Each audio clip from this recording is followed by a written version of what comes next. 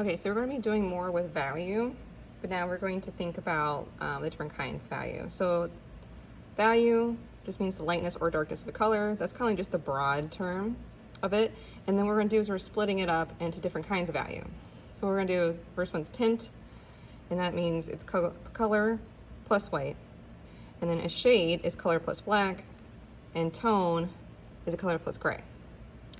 So what we're going to do with this is we're just going to practice getting the different kinds of value. All right, so we're going to start with tint here first. Now when it says color, just whatever one color you picked. Like mine was cobalt blue. I just started to remember which blue I used because there's different kinds of blue. So what I'm going to do is just take my brush and I'm just going to paint that in. Just so as a color, just whatever color it is, nothing special about it. And really this is here just for comparison. When we add the values to it, so you can kind of see what the color looked like to begin with, and then see how it changes depending if we're adding white or black or gray. So I actually just find it easier just to fill these ones in first before it all gets mixed up with all the different values. So let's just kind of put that in here real quick, this part, and for this one. Let's go put that in there.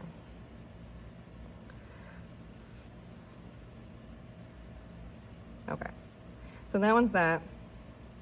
And then the bottom here, this is literally just going to be just white, this is going to be just black, and going to be just gray. Again, I'm putting these in just for comparison. So you can see what it's going to look like when it's just white and just black and just gray, as opposed to where it's just the color. And then we'll do all the in-betweens. And that's where you're going to spend most of your time. So I just like to get the easy stuff out of the way. And then you can also use them as a visual guide as you're getting started, because if it looks too much just like this color or at the end, then you're going to have to kind of go back and make sure you can see the difference between each of these steps. So let's get white. Actually, it might be even better just to start with white. I know it's white on white paper, but you can still tell the difference, and it's really again just there just to make sure that we're showing the difference between them. Okay. Might be easier just to have a few different brushes so you don't have to worry about trying to rinse out your entire brush right away. Okay. That. And then gray. So try to make it as like a neutral gray as possible. It's like 50% black, 50% white. Okay, because you could do like it's gray where it's a lot of black, a little bit of white, or a lot of white, a little bit of black, but try to do about 50-50 when you're doing this. So when I'm doing this on here, I'm just taking out a little piece here. I'm gonna just take a little bit of white and swirl it around. I think I might still need maybe just a touch more white. I still got some black paint in my brush, so it kind of keeps coming out. Okay, that's a good medium gray. Okay, right here. So I'm gonna put that right here. So that part really shouldn't take that long just to come up with these.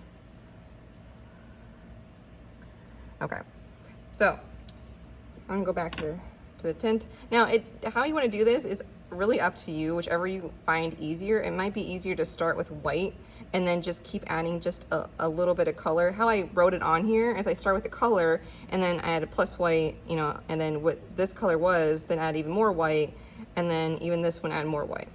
Okay, but if you want to do the opposite way, which actually I'm going to try to do that, it might be a little easier. So I started with white. So I just take a little piece off because that way I still have more white to use for the next part.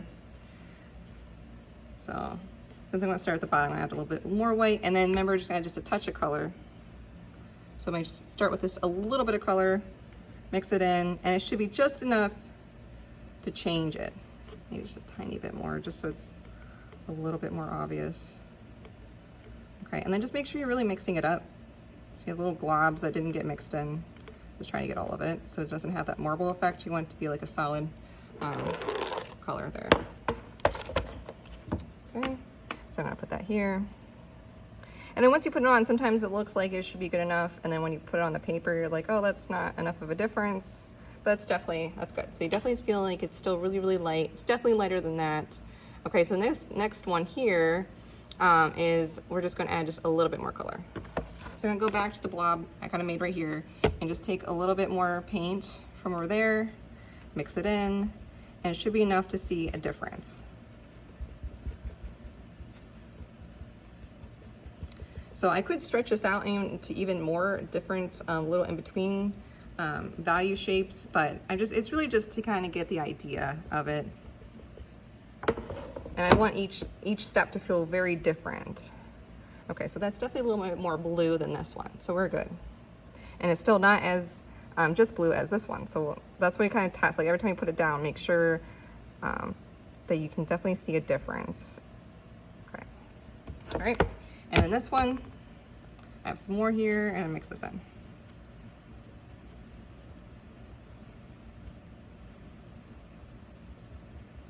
Okay, so I got this mixed in pretty well, like that. Okay, and I'll try and see what it looks like with here. Okay.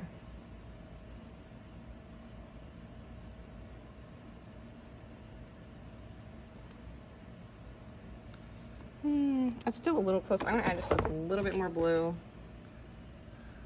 just to make sure.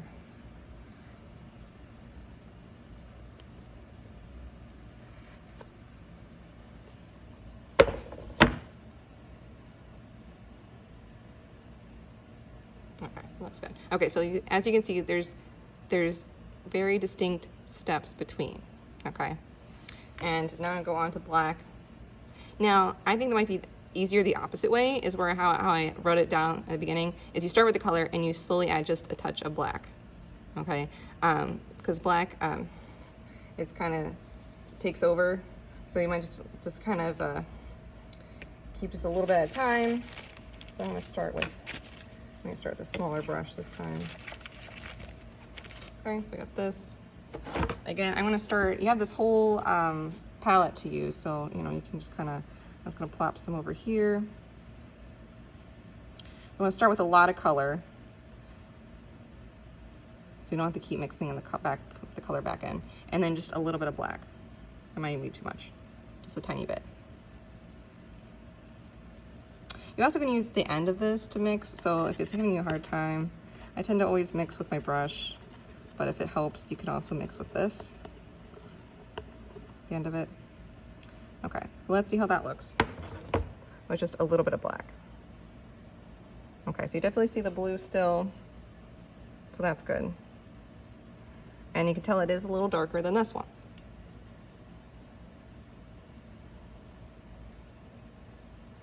Okay, so now I'm just going to again add just a little bit of black.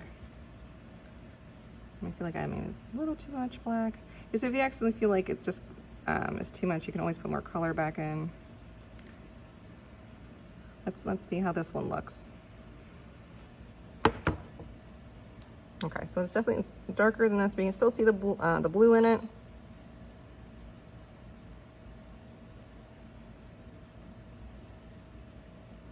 Like that. Hard because it's a little shiny. You can see it's still blue. It's not just as black as that one. And then this one's probably the hardest one because it's hard to add where it's mostly black, but it doesn't look completely black as the last box there. So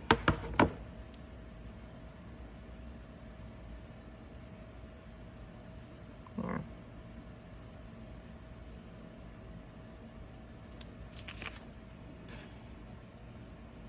See, it's a little hard to tell. I can tell like in front of me here that there's still a little bit of blue and this is like black. So it definitely starts getting darker pretty quick, okay? But you can see I was just adding a little bit of black to more black, you know, just so you can kind of start seeing a range of shades. So it's not just like it's just black or just color. Okay, so that's just really want to focus on working on. And then tone, do that real quick. It's the same idea as you've just been doing. So I think it would be easier if you start with gray and work your way back up. So that way you know you're starting with like a medium gray and it's not too light or too dark.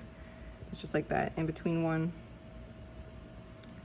Okay, so I have enough to start with. And then now we're just gonna do it where there's just gonna be a little bit of the blue.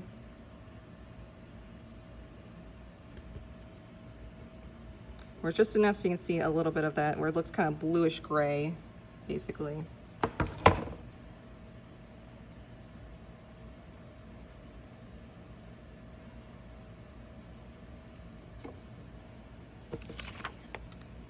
So it's pretty close. I'm gonna add just a touch more. So sometimes you put it on there and you're like, it's still not enough. I'll put that on there. It's a little more blue. Yeah, see, it's now I can definitely see it even in the camera. Yeah, it looks so. Okay, so now I'm just gonna add even more blue.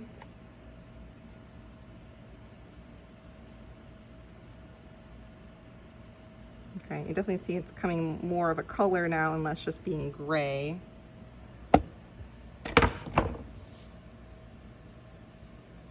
Okay, but it's definitely more of a muted blue, like that.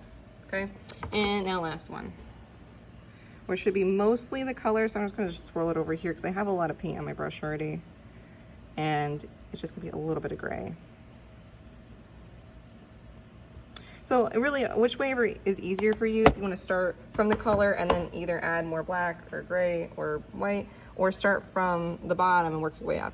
It doesn't really matter to me, whichever way is easier for you.